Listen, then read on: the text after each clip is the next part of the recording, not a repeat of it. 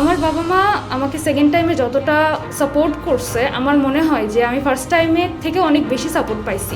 আমি অনলাইনে একদম বিশ্বাস করতাম না যে এখানে পড়েও চান্স পাওয়া সম্ভব। আমি জাস্ট প্রথম দিন সুফিয়ান ভাইয়ের ক্লাস করি এবং রাত্রেবেলা আমি বাবাকে জানাই যে আমি এখানেই ক্লাস করবো অ্যান্ড আমি তোমাদেরকে কথা দিতে পারবো আমি এখানে ক্লাস করে যেখানে যেখানে পরীক্ষা দেবো আমি সব জায়গায় চান্স পাবো। একজন সেকেন্ড টাইমার সে কিনা ফার্স্ট টাইমার থেকেও সেকেন্ড টাইম জার্নিতে অনেক বেশি সাপোর্ট পেয়েছে তার ফ্যামিলির কাছ থেকে, এবং এমনটা হয়েছে তার নিজের মুখের কথা যে আমি আমার ফার্স্ট টাইমের থেকেও সেকেন্ড টাইমের বেশি সাপোর্ট পেয়েছি।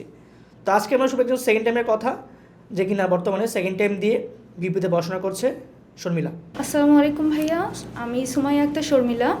আমার হোম ডিস্ট্রিক্ট গাইবান্ধা। আমি পড়াশোনা করেছি সরকারি মুজিবুর রহমান মহিলা কলেজ বগুড়া।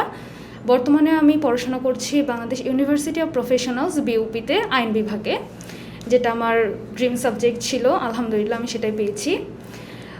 আমার ফার্স্ট টাইমে যখন চান্স হয় নাই বা আমি ব্যর্থ হয়েছি, সেকেন্ড টাইম বলবো আমার টার্নিং পয়েন্ট, প্লাস আমার বাবা মার সাথে গড়ে তোলা আমার সবথেকে সুন্দর মুহূর্ত। আমার বাবা মা আমাকে সেকেন্ড টাইমে যতটা সাপোর্ট করছে, আমার মনে হয় যে আমি ফার্স্ট টাইমের থেকে অনেক বেশি সাপোর্ট পাইছি। তারা আমাকে বুঝতে দেয় না এই একটা বছর যে আমি সেকেন্ড টাইমার। তারা আমাকে এত রিল্যাক্স একটা এনভায়রনমেন্ট দিয়েছে।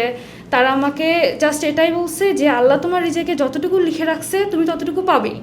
অ্যান্ড আমি যখন আমার ডিইউ স্বপ্নের ইউনিভার্সিটি বিউপি যখন আমি হেরে যাচ্ছিলাম, তখন আমি মাঝপথে বলছি যে না, আমার অবশ্যই কোথাও একটা ল্যাক আছে যে জন্য আমি পাচ্ছি না। তো আমি নতুন করে শুরু করতে চাই, আমি সেকেন্ড টাইম করতে চাই, কারণ আমার প্রাইভেটে পড়ার কোনো ইচ্ছা ছিল না।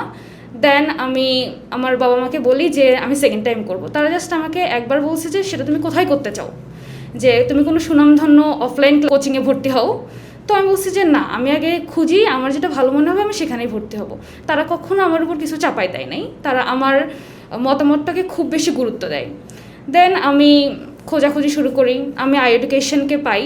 তো আমি তাদের কাছে একটা প্রমিস করি যে আমি 7 দিন আই এডুকেশনে ক্লাস করে আগে দেখব, ভর্তি হওয়ার পর 7 দিন দেখব যে কেমন ক্লাস হয় বা অনলাইনে আমি নিজেকে অ্যাডজাস্ট করতে পারি কি না, কারণ আমি অনলাইনে একদম বিশ্বাস করতাম না যে এখানে পড়েও চান্স পাওয়া সম্ভব।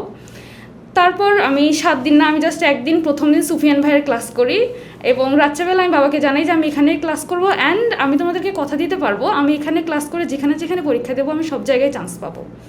তারা আমার কথাতে ট্রাস্ট করে এবং তারা আমাকে ফুলি সাপোর্ট করে যে ঠিক আছে, তুমি যেভাবে ক্লাস করতে চাও আমরা তোমাকে করাবো, অ্যান্ড আমি অন্য কোথাও আর ভর্তি হই নাই। তারপর আমার অ্যাডমিশন জার্নিটা আসলে শুরু হয়। আমি কোনোদিনও রেকর্ড ক্লাস করতাম না, অন টাইম অফলাইনের মতো যেরকম সবাইকে যাইতে হয় আমি অন টাইম ক্লাসে যাইতাম।